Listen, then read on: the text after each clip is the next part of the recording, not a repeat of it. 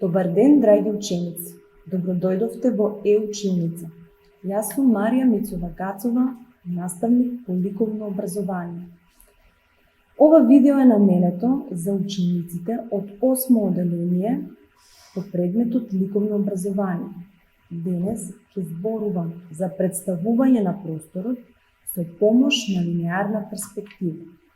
Потребни материјали за овој час се блок, моли, линеар и туш. Оваа задача е од ликовното подрачје цртање.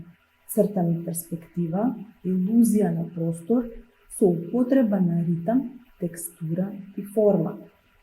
Мотив ни е град на иднината, а ликовна техника – туш. Се што не обкружува е простор. Се движиме, работиме и живееме во просторот. Во основа постои реален простор и илузија на простор. Просторот во кој се движиме, во кој се сместени зградите, предметите и природата е реален простор. Објектите направени во овој простор се тридимензионални.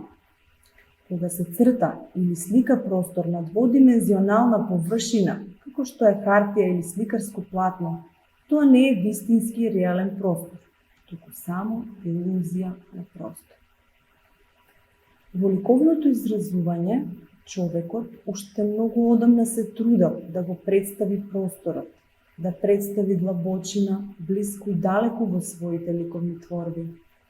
Со време го совладал тој проблем, односно добил илузија на просторот на најразлични начини, а најмногу со користење перспектива.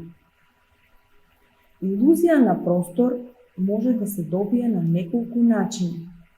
Поставување на форми едни за други, употреба на принципот помало по големо, така што помалите форми изгледаат како да се подалеку, а поголемите поблиску. Со користење на посветли и потемни бои исто така се добива илузија на длабочина. Светлите бои влечат напред, а темните изгледаат подалеку. Сепак, најидеално представување на просторот се добива со примена на перспектива. Со помош на перспективата представуваме тридимензионален простор врз дводимензионална површина, како што е листот хартија.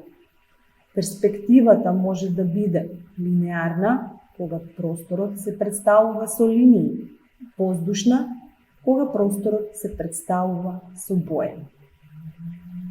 Кај линеарната перспектива може да употребиме една или две збирни точки. На левиот цртеж ученикот употребил една збирна точка, а на десниот две збирни точки. Во ова видео ќе научиме како да представиме простор со помош на една збирна точка или централна перспектива. Ова се фотографии со изразена централна перспектива. Кај централната перспектива сите хоризонтални линии во далечината завршуваат во една точка. Истражете сами, забележете како улицата се стеснува во далечината, исто како и шините на пругата. Сигурно до сега веќе го имате спремен и потребниот прибор. Време е да почнеме со цртањето. На листот хартија прво ја цртаме линијата на хоризонтот. Тоа е линијата на окото на гледачот. Во средината на линијата на хоризонтот определуваме збирна точка. Цртаме неколку линии за да ја одбележиме улицата и тротоарот. Косите линии на цртежот во реалниот простор се хоризонтални, а вертикалните на цртежот се вертикални и во реалниот простор. За да ја поставиме првата зграда, цртаме вертикала од линијата на тротоарот. Определуваме колку ќе биде висока зградата, а за покривот повлекуваме линија од централната точка. За втората зграда ја повторуваме истата постапка. Зградите на самиот почеток може да ги поставиме како геометриски теои, а потоа ќе ги обликуваме со различни текстури. Внимаваме хоризонталните линии да се паралелни на хоризонтот, вертикалните да се под прапагол од хоризонталните, а сите коси линии да се повлечени од централната точка. Полека го градиме нашиот град од иднината. Зградите што се поблиску до точката ги цртаме помали, за да ја нагласиме илузијата на просторот.